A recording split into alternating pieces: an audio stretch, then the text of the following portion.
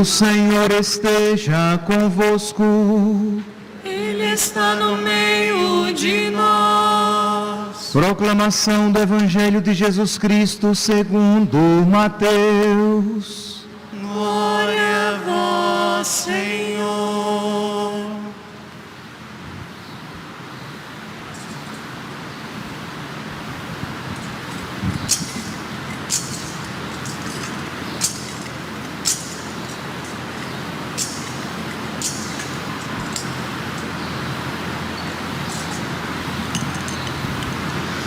Naquele tempo, disse Jesus a seus discípulos: quando o Filho do Homem vier em sua glória, acompanhado de todos os anjos, então se assentará em seu trono glorioso.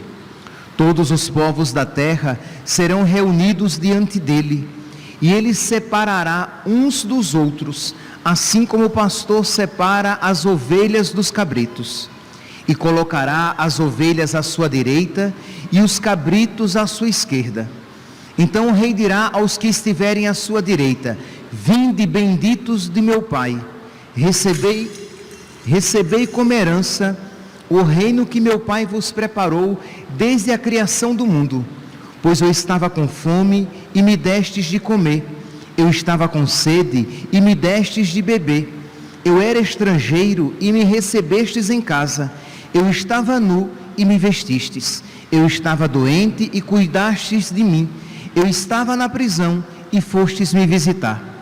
Então os justos lhe perguntarão: Senhor, quando foi que te vimos com fome e te demos de comer, com sede e te demos de beber?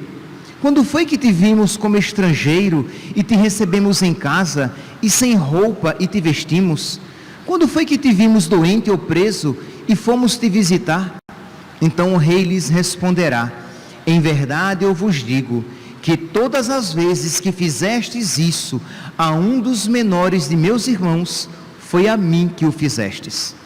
Depois o rei dirá aos que estiverem à sua esquerda: afastai-vos de mim, malditos, ide para o fogo eterno, preparado para o diabo e para os seus anjos.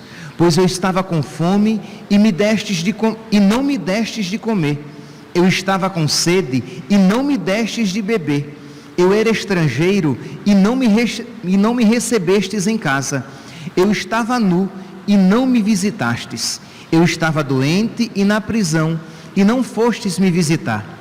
E responderão também eles: Senhor, quando foi que te vimos com fome ou com sede, como estrangeiro ou nu, doente ou preso, e não te servimos?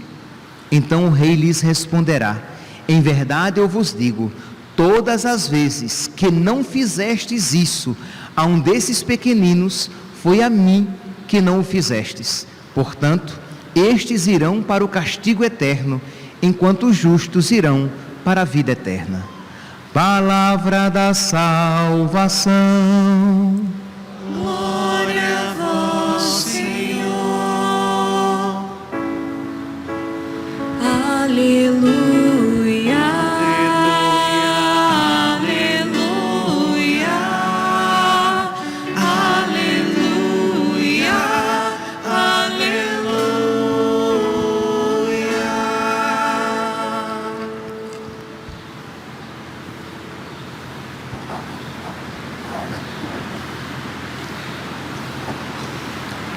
Caríssimos irmãos e irmãs, é com alegria e alegria grande que nós celebramos hoje a solenidade de Cristo, Rei e Senhor do Universo, e que é também a solenidade do nosso padroeiro, é a festa do nosso padroeiro. Hoje para nós é festa grande, é festa de Cristo Rei.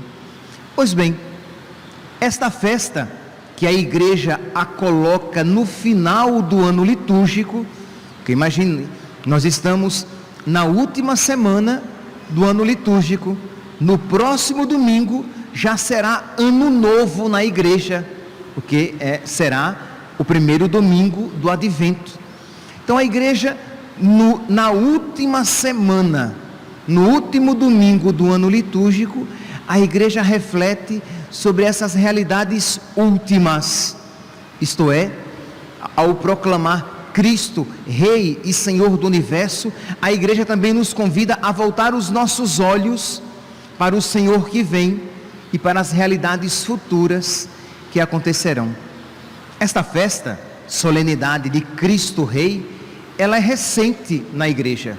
Sim, se nós pensarmos que a igreja de Nosso Senhor tem mais de 2000 anos, uma festa que nem tem 100 anos é recente. Ela foi instituída em 1925 por Pio XI. O contexto histórico da época era o que? Em muitos lugares do mundo as pessoas se revoltavam contra Deus, contra Cristo e contra a sua igreja.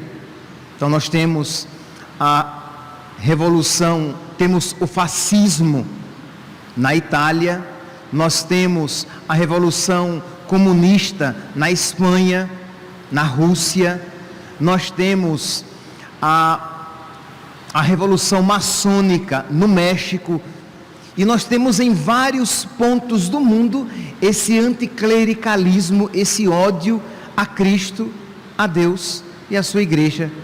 Então vem Pio XI e proclama essa festa para nos lembrar que Jesus Cristo é Rei e Senhor.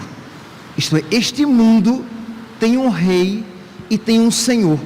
Por mais que nós às vezes nos sintamos tentados a pensar que este mundo está à sua própria sorte, entregue às suas próprias regras, nós cristãos dizemos: ele tem o mundo em suas mãos, ele tem o domínio sobre as suas mãos. Até o mal não querido por Deus, se Deus o permite, ele pode tirar daquele mal um bem maior. Isso é, o Senhor tem um domínio sobre todas as coisas. Desse modo, meus santos, isso deve nos levar a uma confiança muito grande, a uma fé muito grande, em dizer: sim, Senhor, eu creio, Tu és Senhor e Rei de todas as realidades, de todo o universo.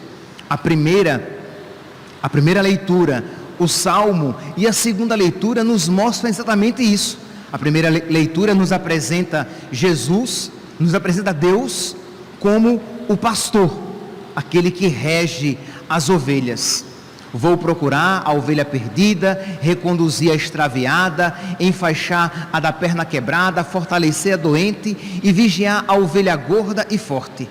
Como um pastor toma conta do rebanho, assim eu vou cuidar das minhas ovelhas e vou resgatá-las de todos os lugares em que foram dispersadas.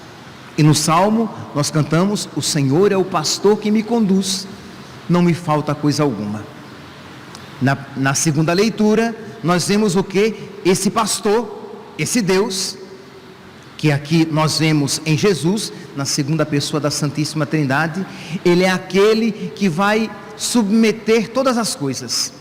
A seguir será o fim, quando ele, Jesus, entregar a realeza a Deus Pai, depois de destruir todo o principado e todo o poder e força, pois é preciso que ele reine até que todos os seus inimigos estejam debaixo de seus pés.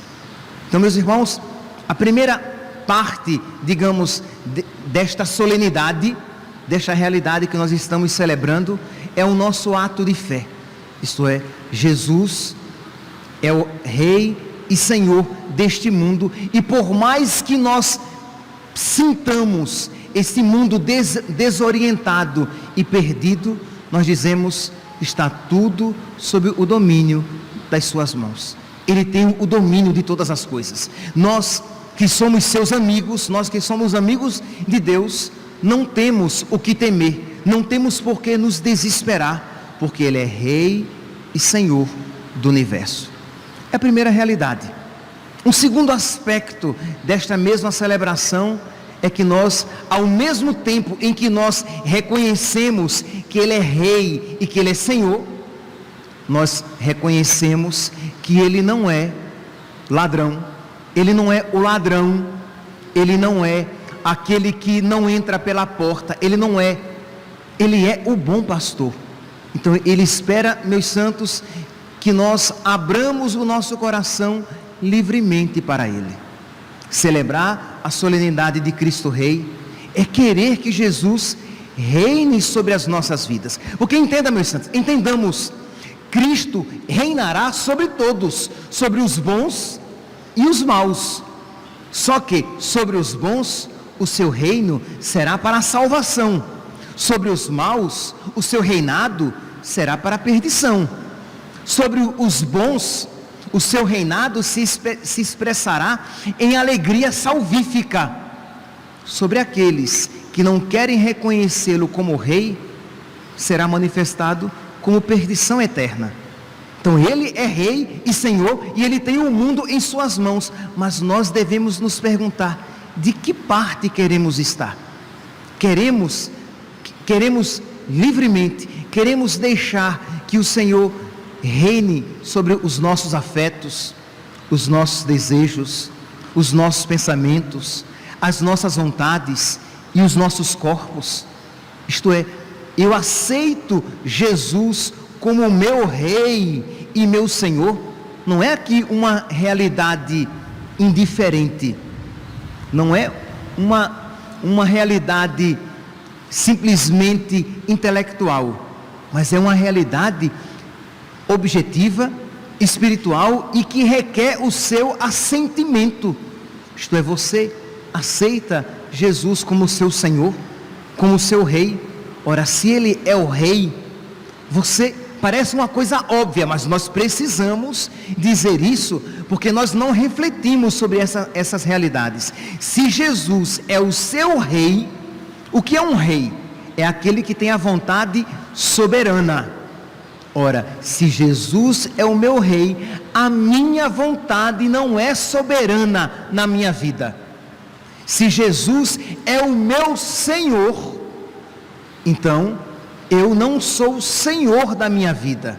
Ele é o meu Senhor, é o meu dono, é o meu Rei, é o meu tudo.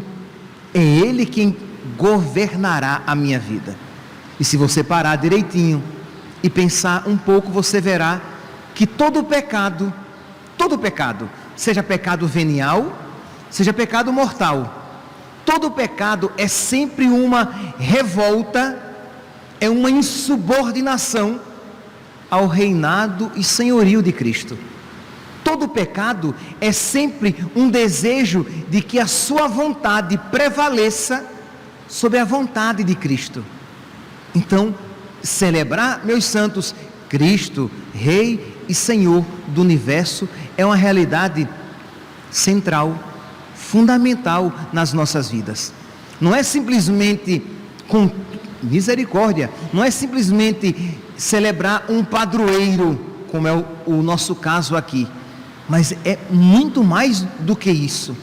É celebrar aquele mistério que deve guiar toda a minha vida. Então, que cada um aqui presente nesta igreja, cada um que venha depois a ouvir e a meditar sobre esta homilia, que cada um suplique a Deus com as suas palavras: meu Deus, eu quero que tu reines na minha vida.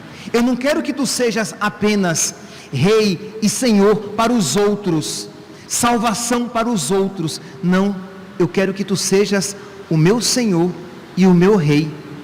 E eu te suplico, Senhor, que o Senhor mude os meus afetos, os meus desejos, os meus anseios, o meu pensamento, para que o teu reinado se implante verdadeiramente na minha vida. E aí, é claro, meus santos, nós aqui podemos falar de reinado, mas podemos falar também de amizade com Deus. Quando a nossa amizade é verdadeira com o nosso Senhor, Ele é Rei do nosso coração, da nossa mente, das nossas vontades, dos nossos afetos. Celebrar Cristo, Rei e Senhor, é esta súplica. Por quê? Porque embora, espero, já que estamos aqui na igreja, muitos, se não todos, acredito que todos, tenhamos Jesus como Senhor e Rei, mas não o temos ainda plenamente. Você concorda comigo? Que o seu coração ainda não se submeteu totalmente a Jesus Cristo, tendo-o como seu Senhor e Rei? Isto é, uma parte de você diz: Jesus é o meu Rei, Jesus é o meu Senhor. Mas outra parte de você quer ser Rei e Senhor da sua própria vida, quer guiar a sua vida segundo a sua cabeça e os seus pensamentos. Então hoje, nesta celebração, você é chamado a, mais uma vez, de uma maneira mais profunda, a pedir a nosso Senhor a graça de se deixar guiar voluntariamente, docilmente, por Ele, pelo Espírito Santo, pela graça. Nós temos várias maneiras de dizer essa mesma realidade, de se deixar guiar. Eu não quero, Senhor, mais ter vontade própria, mas eu quero que a Tua vontade se faça na minha vida. Seja feita a vossa vontade na terra como ela é feita no céu, na terra do meu coração, na minha vida, como ela é feita no céu, porque Tu és o meu Senhor, Tu és o meu Rei.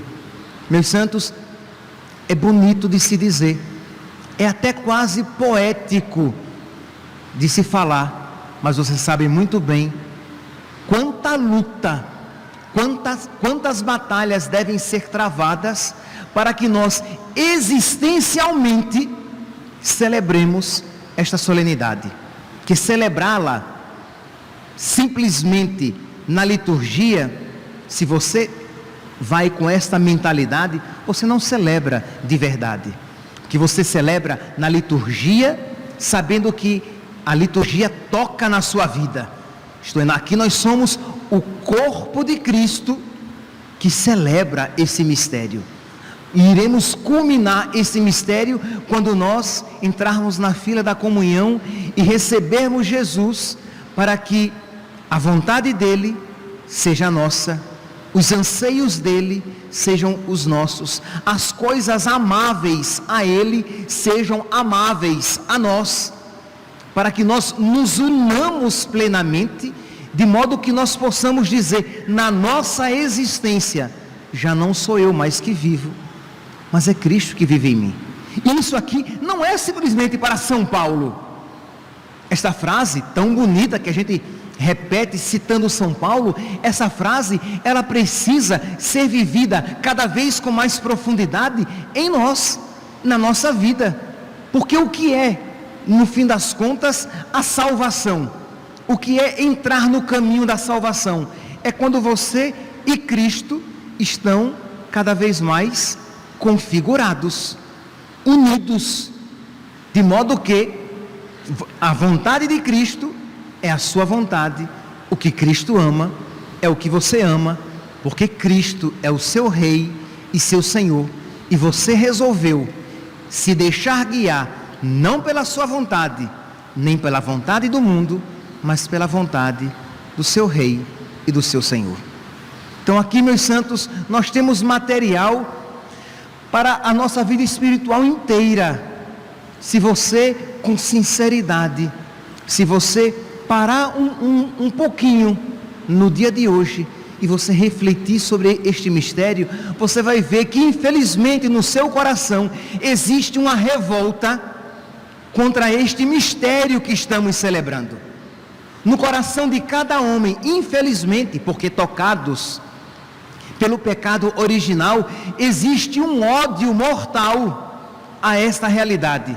Porque o homem pecador, ou melhor, deixa eu usar uma outra linguagem, o homem carnal, isto é, o homem tocado pelo pecado e movido simplesmente pela carne, ele não pode querer que Cristo seja Rei e Senhor. E infelizmente, meus santos, existe muito de carnal nos nossos corações. Os nossos corações ainda não são corações 100% espirituais, 100% semelhantes ao coração de Cristo. Por isso que a vida do cristão sobre a terra é sempre uma luta, uma batalha. esta batalha constante que nós precisamos travar, porque se nós simplesmente não fizermos nada, seremos tragados pelos desejos do mundo e pelos desejos egoístas do nosso coração. Então vamos rezar, vamos hoje, não apenas hoje, mas hoje de uma maneira particular, agora ouvindo esta palavra, daqui a pouco quando você receber a Eucaristia, pelo amor de Deus, não saia correndo. Imagine, quando você recebe a Eucaristia, você se une a Jesus como os grandes místicos se uniam muito frequentemente. Então você, miserável, tão pouco generoso com nosso Senhor, mas estando em estado de graça, quando você entra na fila da comunhão e você recebe Jesus, você se une à sua santíssima vontade, você se une aos seus dele, Jesus, aos seus santíssimos afetos, você se une à sua santíssima mentalidade, isto é, você está unido à mente, ao corpo, à alma, à divindade, ao Cristo inteiro. Então você ali mais do que nunca, você pode e deve dizer: Jesus, muda a minha mentalidade, porque eu penso tanto como o mundo. Jesus, muda os meus afetos, porque quantas vezes eu me sinto atraído e arrastado por afetos tão estranhos ao teu coração. Jesus, muda o meu olhar sobre a vida, eu que vivo procurando o prazer e fugindo da dor, eu que vivo procurando as coisas que me dão uma recompensa imediata e vivo fugindo da cruz. Jesus, muda-me, transforma-me. Ora, se você faz uma comunhão, pelo menos, aos domingos, mas uma boa comunhão, isto é, você recebe Jesus e você se detém ali uns 15 a 20, 25 minutinhos de oração verdadeira. Ora, isso aqui é combustível para a sua oração diária em casa. E se você tem condições de receber Jesus mais frequentemente durante a semana, não há como não ser santo. Se assim você comungar, se a cada comunhão isso você suplicar, se em cada momento de oração você entrar neste campo de batalha para que a vontade de nosso Senhor prevaleça na sua vida, se em cada Pai Nosso que você rezar de verdade: seja feita, Senhor, a vossa vontade na terra como ela é feita no céu. Misericórdia, Senhor, porque parte de mim não quer isso, mas parte de mim quer, Senhor. Seja feita a vossa vontade, seja feita a vossa vontade. Ensina-me a amar a vossa vontade. Tu és o meu Rei e o meu Senhor. Mesmo que você perceba que parte em você, aquela parte não convertida, aquela parte que é treva, aquela parte que é carne, se revolte e não queira assumi-lo como Rei e Senhor, mas pouco a pouco, aquela parte que é espírito, aquela parte que é luz, aquela parte que é homem novo, é mulher nova, começa a ganhar terreno no seu coração, e esta realidade vai se fincando, vai se institucionalizando, digamos, na sua vida inteira. Então vamos celebrar bem esta realidade de Cristo, Rei e Senhor do universo. Pois bem, mas também há um outro aspecto na solenidade de hoje, que nós somos chamados a lançar um olhar.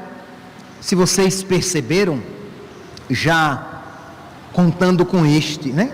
Já há 3 domingos, que a igreja lança o nosso olhar sobre o juízo final. Isto é, o que vai acontecer quando Jesus vier para julgar o céu e a terra. É uma realidade da nossa fé. Nós proclamamos a todo domingo, no credo: Ele virá julgar os vivos e os mortos. Isto é, não é uma realidade criada pela nossa simples imaginação, é uma realidade central da nossa fé. Jesus virá, e quando Ele vier, Ele julgará os vivos e os mortos. Jesus virá, e quando Ele vier, se dará o julgamento final. E aí, meus santos, se nós não, mesmo que nós estejamos na amizade com nosso Senhor, se nós não tivermos cuidado, isso vai ser uma realidade que infundirá um medo e um desespero no nosso coração. E se você, meu santinho, se você está em amizade com Deus, se você, mesmo que você diga, padre, mas eu estou em pecado, mas se você se propuser a buscar a amizade com Deus, a se confessar o quanto antes, a retornar à graça de Deus, saiba, o dia do juízo é alegria, não é desespero. Mas padre, mas no dia do juízo haverá condenados? Haverá. Nosso Senhor diz, por exemplo, no Evangelho mesmo de hoje, diz aqui, fala daqueles que serão chamados para a sua direita e de outros que serão colocados à sua esquerda. E aos da direita o Senhor dirá, vinde, benditos do meu Pai. E aos da esquerda o Senhor dirá, afastai-vos de mim, malditos, destinados ao fogo do inferno. Então é uma realidade da qual nós não podemos fugir. Se nós voltarmos, por exemplo, ao domingo passado, foi a parábola dos talentos. Quem não produziu, quem não colocou em rendimento os seus talentos, se perderá. No domingo anterior a este, era o domingo das jovens, das virgens prudentes, que umas entraram e outras não entraram. Então é uma realidade de fé, de que nós podemos nos perder, meus santos. Disso aqui nós não podemos fugir, nós não podemos fazer de conta de que o julgamento não acontecerá. Nós não podemos fazer de conta de que o inferno não seja uma realidade possível. É uma realidade possível sobre a qual nosso Senhor nos fala, mas que nós, se nós nos confiarmos, se nós nesta nossa vida procurarmos nosso Senhor com todas as forças do nosso coração e procurarmos estar na sua amizade, nós poderemos refletir, esperar a vinda do Senhor com toda a confiança, não em nossas obras, mas na sua misericórdia. E quando eu digo isso, não nas nossas obras, mas na sua misericórdia, eu não estou dizendo que você não deva se esforçar para ter obras de fé, para que a sua fé se manifeste pelas obras. Claro, esforcemo-nos para que a nossa fé produza obras de caridade, mas no fim das contas, esperemos tudo de nosso Senhor. Nesta última semana do ano litúrgico, a igreja, ela reserva, e eu aqui marquei e perdi, mas eu encontrei, a igreja reserva para aqueles que rezam a liturgia das horas, um hino belíssimo da Idade Média, que fala sobre essa vinda de Cristo. E este hino, meus santos, ele consegue juntar essas duas realidades.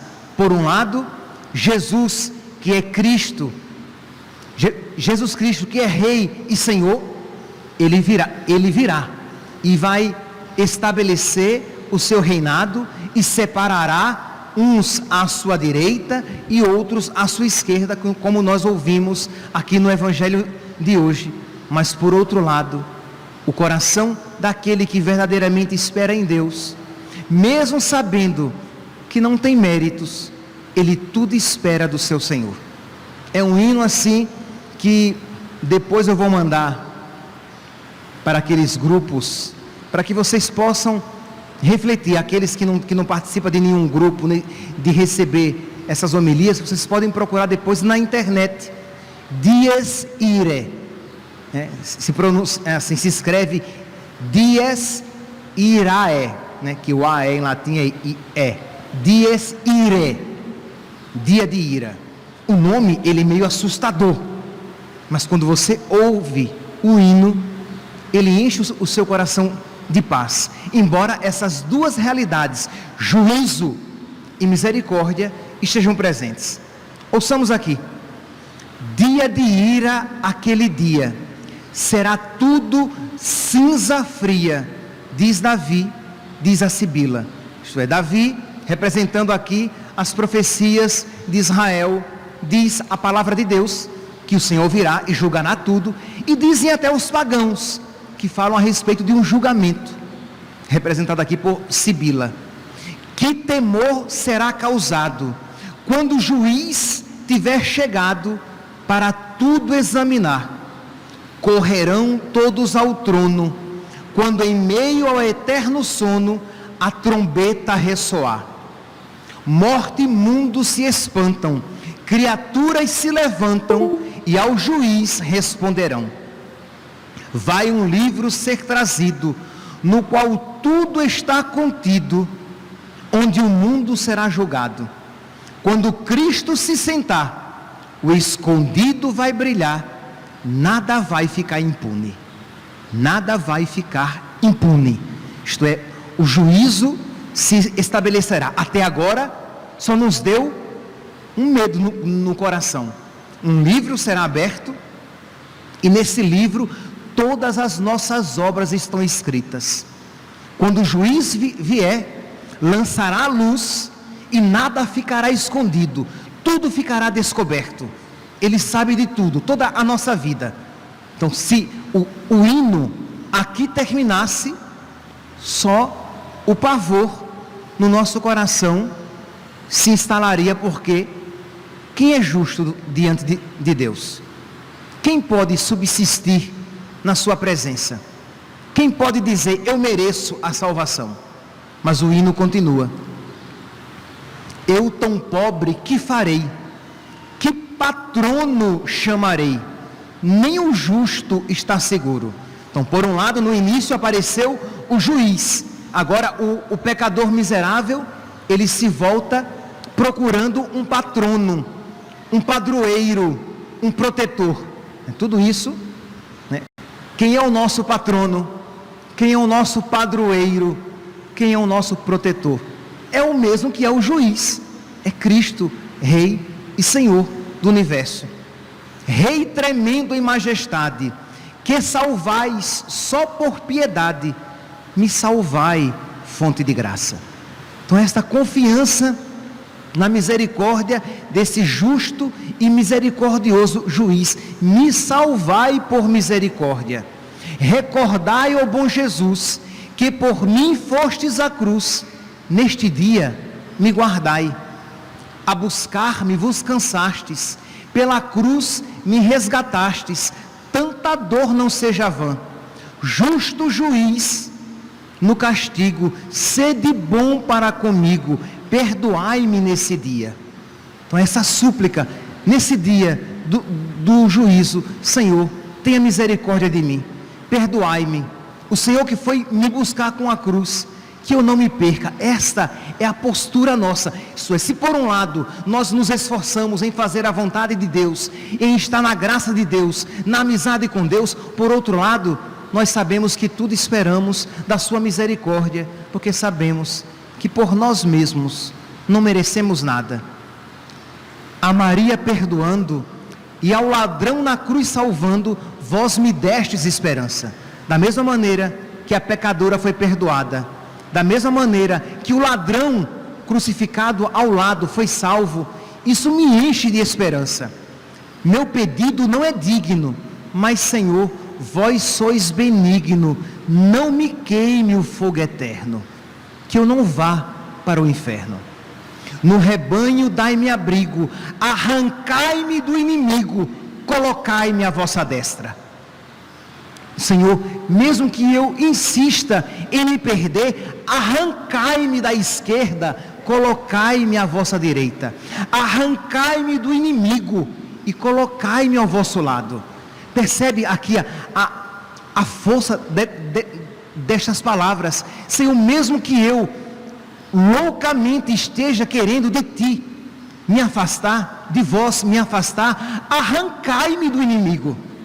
Quando você arranca alguém, é um gesto de certa violência, mas Senhor, por violência amorosa, arrancai-me do inimigo e colocai-me à vossa destra. Quando forem os malditos para o fogo eterno aflitos, entre os vossos acolhei-me, que eu não me perca, mas que eu me salve. Do espírito contrito, escutai, Senhor, o grito, tomai conta do meu fim. E aí segue o hino que termina: vós, ó Deus de majestade, vivo esplendor da Trindade, entre os eleitos nos contai. Meus irmãos, que nós participemos desta Santa Missa, solenidade do nosso padroeiro, com esses afetos no coração, sabendo que nós esperamos em Deus, na sua misericórdia, mas sabendo também que, por outro lado, nós precisamos com todas as nossas forças nos esforçar para que o reinado de Cristo se instale nos nossos corações. Que os santos anjos de Deus, que Nossa Senhora Rainha, que São José nos ajudem para que nós vivamos na nossa vida o que agora na liturgia celebramos. Louvado seja nosso Senhor Jesus Cristo, para sempre seja louvado.